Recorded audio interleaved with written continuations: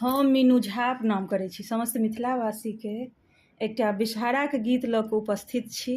संगमे श्रीमती ललिता झा सेहो छथि। धन्यवाद। जय मिथिला, जय मैथिली। नागद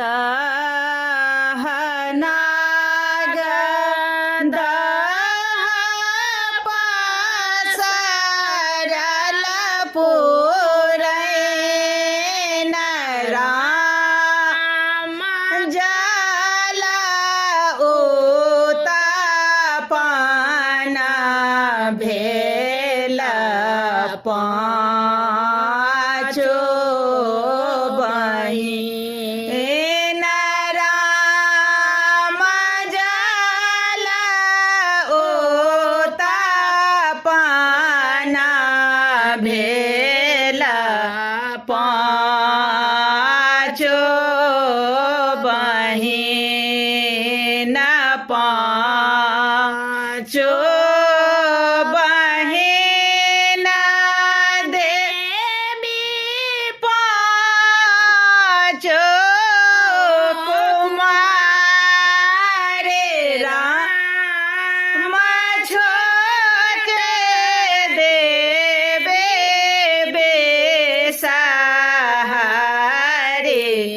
बारा फाल राम छोटे देवे बेसहारे बारा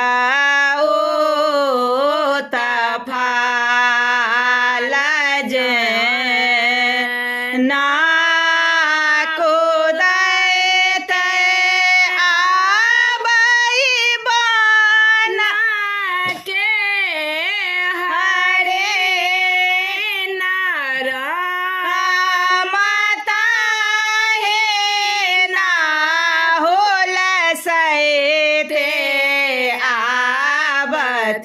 पाँचो बहिन फाला में जे गोआ बापत्र में जे पान